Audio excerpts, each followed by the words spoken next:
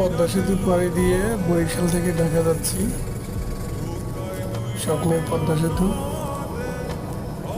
সেতু থেকে নদীর ভিউটা অসাধারণ। বাসের মধ্যে বসে বসে সেই গানটাই মনে পড়ছে, মেয়ে তুই আমারে মিথ্যে শিখাইলে। কতজনই আসলো লাইফে, সবাই মিথ্যেই শিখিয়ে গেল। যদি আমিও মিথ্যা শিখতে পারতাম, তাদের সাথে বলতে পারতাম, তবে কাউকেই হারানো লাগতো না। যাই হোক, সবাইকে হারিয়ে ফেলছি মিথ্যা শিখতে না পারার কারণে। অবশেষে মিথ্যা আমিও শিখেছি।